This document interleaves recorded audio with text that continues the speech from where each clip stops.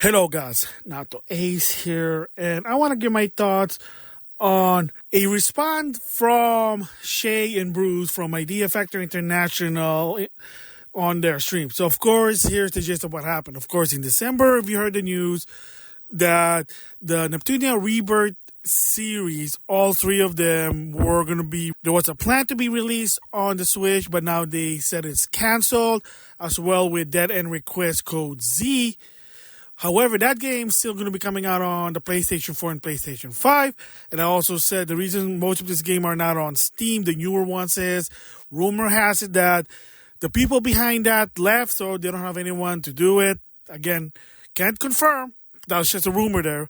So a lot of this game were being canceled on the Switch, and a lot of people are not happy about it because, of course, Switch is always an ideal console for everyone now. Me personally, PlayStation because of the trophies, but we'll see with that Switch 2 in April 2nd, but that's beside the point. So anyway, they came back from the Christmas break, they did a stream, and of course, no surprise. First of all, they didn't even address it unless someone asked it. So usually in the stream, they'll do some sort of like news and announcement of what's going to happen. Mostly right now, they're only focusing on Neptunia Rider versus Dugu, because again, you got to keep in mind about Shae and Bruce. Even before that with Zandragoon, who left, went to Namco Bandai, and Rob Dizzle. The RPR, they're doing the stream to kind of share the love for Idea Factory games, because there are the community, including myself. But they're not there to make you happy, whether you like or not. They're there because we like the games. And if you're kind of understand the business side, it's also a business. They're trying to make money. They're not there for charity. So you got to keep that in mind. So with that said, so someone, of course, trying to ask, hey, any new news, any chance of the Rebirth series or Code Z to be reinstated, reconsidered to be back on the Switch? Is there any chance that the Neptunia trilogy and Death and Request Z may still get a Switch release at some point? I don't know. I think there's nothing that's changed from our previous announcement as of that announcement. But, if anything does, I guess we'll update y'all. But currently, no changes to what we've already addressed in our announcements. So stay tuned for the PS4 and PS5 version of Death and Request. So that's still coming. And of course, credit to Bruce. He did what he could, legality, because he probably said something wrong. His upper management, his boss probably going to be mad. And then, you know what? You're fired. Because you got to keep in mind that they probably have NDA. They have strict rule of what to say. Again, to some extent, it sucks. Reason behind it probably sucks. But the more detail of why it happened, whether you like it or not, as consumer, as fans, as supporter, it's not our business. It sucks, but that's just business 101. So Bruce sort of gonna respond, which is as expected. Again, business 101, a rhetoric respond. He basically just said well, we have nothing new to report about it from the previous report, which is it just canceled. So are they gonna re-release it? Will there be consideration? As of right now, according to Bruce, nothing. They were told they can't put it on the Switch in the West.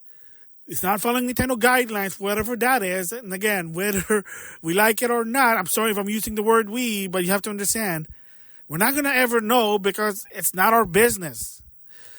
All you can do is just vote with your wallet. That's really it. So with that part, they can't do anything about it. It is what it is. It's a been fact. It's already been in the book that the game will not be released in the West on the Nintendo Switch. There's nothing about it. There's no 180. It is what it is there. And then someone asked some weird regional question. I think that's what it is. And some weird confusion. Even I was confused of what this person was saying. One was saying that it's going to suck that English was released first, then other country or some other country was released before English. And this person also, spoiler, didn't bother doing a follow-up. I think the person was just frustrated and just, forget what I said. I mean, it is what it is. Because it was kind of confusing, but... Why do English games have to be released on the Western eShop before considering other regions? Take my money. You can... I don't really know. I'm not really too sure if I understand your question, those games are out in Japan already. So like, I don't know if they're considered. Yeah, I'm not sure if I get your question, my guy, but uh, Um, yeah, I don't know. From my understanding, I'm going to try to understand this. They were hoping that Idea Factory International can do some sort of like region release, like, hey, can you publish a Malaysian version in the West?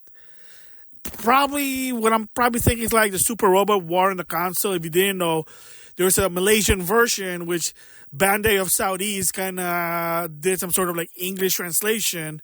And then, of course, since console are region free, you can import it. Believe it or not, Super Robot VXT. I got those. It's a Malaysian version or Asian English version with English text. And of course, with Super Robot 30, I just bought it on Steam because it's the only official NTSC. So I think that's what the person was trying to say, that it would be nice if we can publish that. But of course, to some extent again, Bruce had to explain that Idea Factory International are a Western U.S. branch. In other words, they can only do whatever U.S. allow them. Anything that's ruled within the NTSC. Technically, if it's not published in the US, they can't do anything about it. So, like I said, they trying to release it. Nintendo said no. Again, whether it's a new rule for Nintendo or this some sort of a regional lock, regional regulation only exclusive to the West, it's unknown right now. And they can't give us any info because, again, I hate to say it, nothing personal. It's none of our business. We're not part of the business. Our only part as consumers are we vote with our wallet. That's it. So, yeah, so at least they sort of trying to respond, but I know they really can't say much or there's really nothing else to say after that initial announcement. It is what it is. And of course, another one, I did a short about it. Termirana, another Atomic game, has been postponed in 2026 in the West. Yes, this game has already been out in Japan like in 2024. I think, if I can remember that. Even probably before that. I don't follow Otome games. And again, no one knows what the reason for the postponement is. Could be quality of life. It could be that, again, they're trying to fix the game. Maybe there's like language that Nintendo, once again, not allowing. So we don't know what's with Nintendo with this new regulation. And maybe in the financial report, they'll kind of explain what happened. Maybe not. Just have to be patient. If it's not, it is what it is. It is going to suck, but there you go. So, for recap, so right now, the Neptunia Re-Birth series trilogy will not be released in the West on the Nintendo Switch, as well with Dead End Request Code Z. However, that game will still be in the PS4 and PS5. Again, like I said, Steam. People behind it probably left. It's a known. And you say, well, I heard the Rebirth series was released in Japan. Well, that's Japan, not the US. Or it was released in the PS4 in Japan. Can they do that in the West? Maybe they are now reevaluating. The reason to some extent that they're not really supporting PlayStation, even so that if you're watching for PlayStation, there wouldn't be Idea Factory International and its exposure, but different people working on Idea Factory compile hard. Maybe they don't see PlayStation beneficial because of what they did to them in the past, in 2018 to 2020, which a lot of the games were censored on PlayStation. Maybe now there's a 180 because, again, if you found PlayStation right now, they're not in a good place. They're canceling a lot of their game as a service, which is, that's Jim Ryan's. They thought they're going to make money. It's what's stupid, but we have to wait and see. And like I said, Endymion made a story that there's some civil war from PlayStation from Japan versus US. And that's sort of a common thing. Remember, Sega was in that civil war at one point during the Dreamcast era, but that's a different story there. So there you go. So it's unknown. And again, you say, oh, I hope that they could publish some different region game to be released on the Nintendo Switch in the West. Sadly, that doesn't work. It doesn't work. They can only do whatever in the US, anything that's NTSC, that's it. Anything else, it's someone else. You can't do anything about it. I mean, is there going to be an Asian release, Malaysian release or whatever? It's unknown right now. I know there is, to some extent, Tokyo Clan Pool. There's an Asian English version, but talking about the US version, there isn't. And yeah, so I did correct myself in the video. So let me reiterate for this one is that as of right now, digitally, Tokyo Clan Pool is not on the eShop in the West. So there is no NTSC version. If you want the game on the Switch, you gotta go to Play Asia and order the physical release. And if you're not happy, you don't like Play Asia, that import store from Hong Kong, I think that's what it is. I could be wrong. Or maybe there was a different store that I bought the stuff. I can't remember. It was a long time ago. But anyway, I used to do import in the past, but like I said, long story ago. Anyway, like I said, that's the only way. It's on the GOG, at least. It wasn't on Steam because they banned it.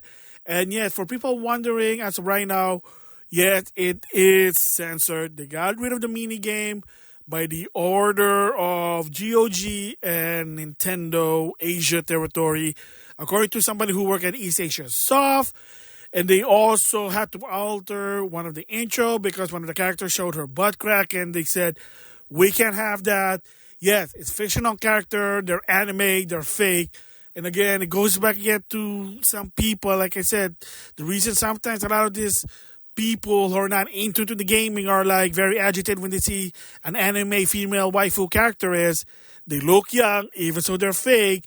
But because they're afraid that they might send a wrong message and they could get in trouble, they don't want to get sued. It is what it is. It's a business. To some extent, it may be politics, but that's how it goes right now. We'll just have to wait and see with that one, so I digress. So, there you go. Again, yeah, it sucks. So, right now, Idea Factor International probably are in a challenge. 2 games been canceled on the Switch. 1 Atomic game is going to be postponed to 2026. And if that particular game probably get canceled also because it's not Nintendo's guideline, then there could be a problem. And to some extent, the worst case scenario is this company, Idea Factor International, they might stop supporting internationally. They might stop supporting the Western fan, and that's it. That can happen, believe it or not. I mean, at one point, Level 5 did consider that to basically just abandon their international fans because they don't benefit the business. But then they try some new tactic. Okay, maybe we'll give them a second chance. So if Nintendo, especially Nintendo of America, is kind of cock-blocking a lot of these games, push come to shove, they might consider going back to PlayStation as an alternative, but in the long run, they might just say, screw it, we're not going to support the international fans. It is what it is. Anyway, with that, I'll see you guys later.